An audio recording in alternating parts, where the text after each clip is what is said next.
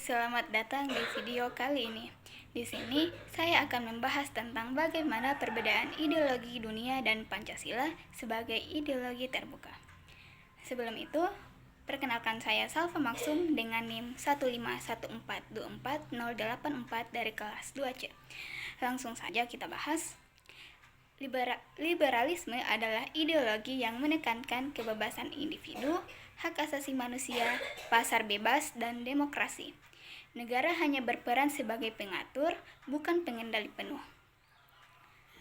Komunisme itu sebaliknya. Ini menekankan tentang kepemilikan bersama atas alat produksi. Tidak ada kepemilikan pribadi, semua diatur negara demi kesetaraan dan keadilan sosial. Dalam hal ini, Pancasila sebagai ideologi Indonesia yang bersifat tengah, maksudnya ini mengakui hak individu seperti liberalisme, tapi juga tetap mengutamakan kepentingan bersama seperti komunisme. Nah, nilai-nilai Pancasila ini mengedepankan ketuhanan, kemanusiaan, persatuan, musyawarah, dan keadilan sosial. Jadi, Pancasila menolak ekstrem liberalisme maupun komunisme karena terlalu individualis atau terlalu negara sentris.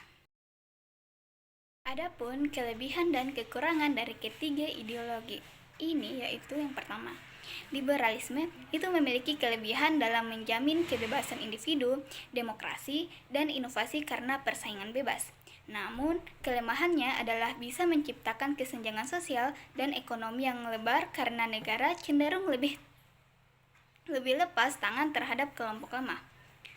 Sedangkan komunisme itu unggul dalam menjamin pemerataan ekonomi dan menghapus jurang antara si kaya dan si miskin. Tapi kelemahannya adalah cenderung otoriter, di mana ini minim kebebasan individu dan bisa menekan kreativitas karena semuanya dikontrol oleh negara. Nah, dalam hal ini Pancasila sebagai ideologi bangsa Indonesia yang punya keunggulan dalam keseimbangan, yaitu menjunjung tinggi nilai kemanusiaan, demokrasi musyawarah, dan keadilan sosial tanpa mengorbankan kebebasan individu maupun kepentingan bersama. Namun, tantangan Pancasila ini terletak pada implementasinya karena seringkali nilai-nilainya belum ditetapkan secara konsisten karena kepentingan politik atau lemahnya kesadaran masyarakat. Jadi, dibanding liberalisme dan komunisme yang cenderung ekstrim, Pancasila lebih moderat dan sesuai dengan karakter bangsa Indonesia yang majemuk. Pancasila sebagai ideologi terbuka berarti bahwa nilai-nilai yang terkandung di dalamnya itu bersifat fleksibel dan dapat berkembang sesuai dengan dinamika masyarakat dan tantangan zaman. Namun, meskipun terbuka, Pancasila tetap memiliki nilai dasar yang tetap, yaitu 5 sila yang menjadi fondasi kehidupan berbangsa dan bernegara. Keterbukaan ini terlihat dari kemampuannya menyesuaikan diri dengan berbagai perubahan seperti globalisasi, kemajuan teknologi, maupun pergeseran sosial budaya. Misalnya, dalam menghadapi era digital, sila keempat yang menekankan musyawarah dan demokrasi dapat diwujudkan melalui penggunaan teknologi untuk memperluas partisipasi publik dalam pengambilan keputusan.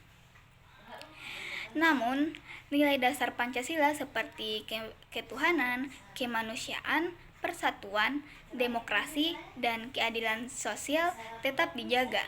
Yang bisa berubah itu adalah penerapan dan penafsiran nilai-nilai itu sesuai konteks zaman. Inilah yang disebut sebagai nilai instrumental dan praksis berubah mengikuti kebutuhan dan kondisi masyarakat, namun tetap berpijak pada nilai dasar yang sama.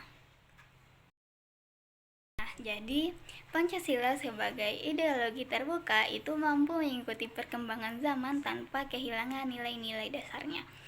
Nilai-nilai dasar Pancasila ini tetap menjadi fondasi, sementara penerapannya dapat disesuaikan dengan kebutuhan masyarakat modern.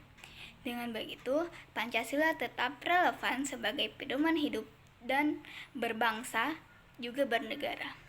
Mari kita jadikan Pancasila sebagai cahaya yang menuntun langkah kita untuk menuju masa depan yang adil, bersatu, dan bermartabat. Sekian dari